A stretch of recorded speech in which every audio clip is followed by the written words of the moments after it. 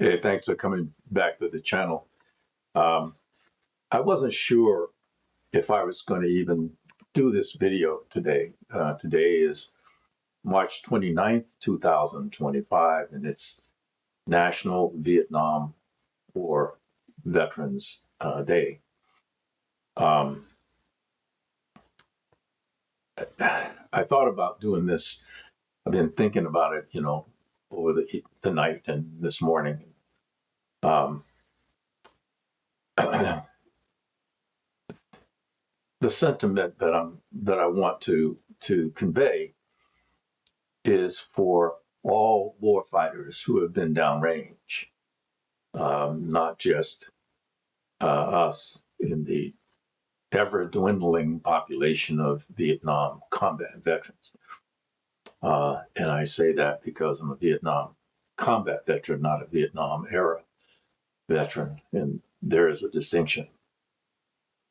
But the sentiments are for those that have gone in harm's way downrange. And you know who you are, and you know what I'm talking about there.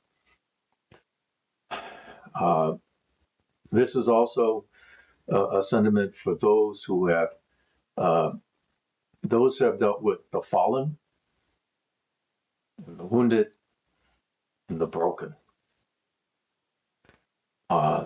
We are all in that particular case together.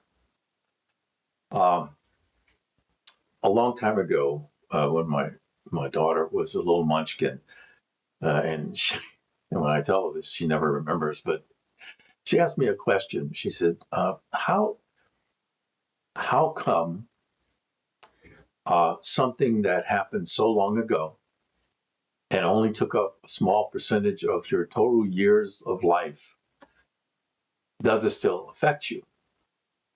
At the time, I had no answer for that. I didn't have an answer for myself either. But it was an unspoken question, I think, that all of us have. And years later, I came across an anonymous document.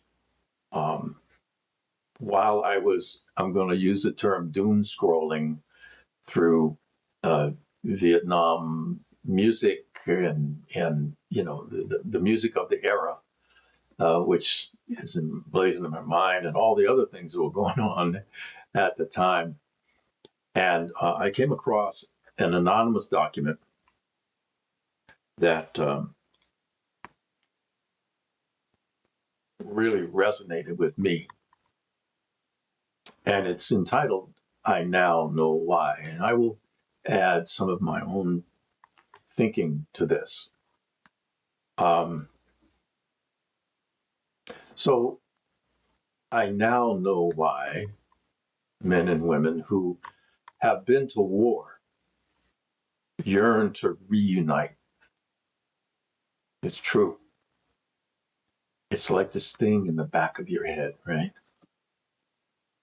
Not to tell stories, but we do. Not to look at old pictures, but we do. Not to laugh, there's a lot of that. Not to weep, there's a lot of that.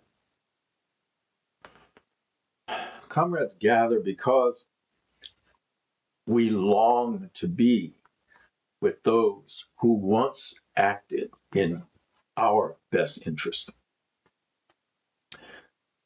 Those who suffered and sacrificed, who were stripped of their humanity, because that is what war does. I didn't pick these men. They were delivered by fate and the military. But I know them in a way I know no other. I've never given anyone such trust. I was a Cobra attack helicopter pilot in the cavalry. My job was to protect the troops on the ground and our scout aircraft and pilots, who we referred to as little birds. So we were guardians. We were the sheepdogs of those. And there's a thing that happens when you have that kind of dynamic, right? You trust in a way that is almost impossible to describe. Because when you're in it, the only thing that matters are your comrades in arms. Not politics, not religion, not national patriotism. None of that matters. What matters is the trust that those have in you and you have in them.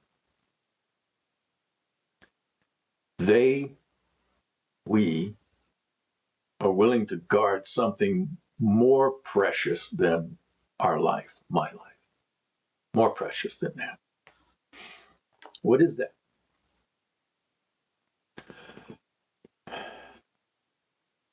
It is the memory of us. It is our reputation. It is what we came to be known to stand for as individuals. They carry the memory as I carry the memory of them. Some names, and there's so many. Lurch, the Ghost, the Wild Bunch, Zorba,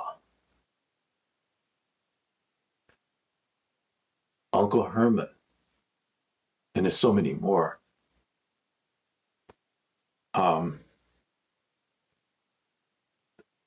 Carrying those memories are part of the unspoken bargain that we make with each other once we go down range. It just happens. Whether you're grunts on the ground, whether you're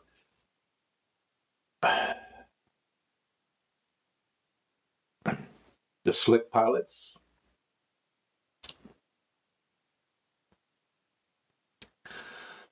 the gunners, the men in the door. Yeah.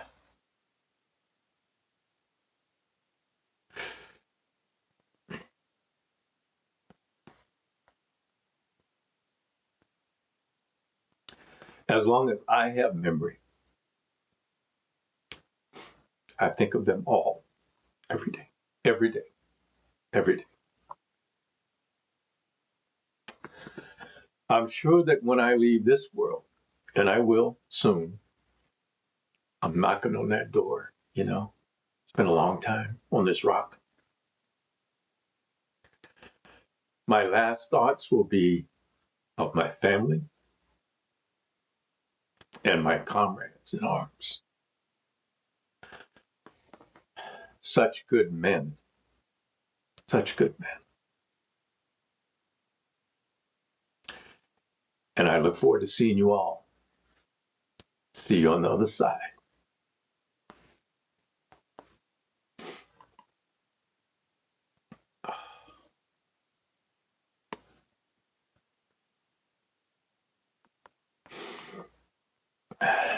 See you on the other side.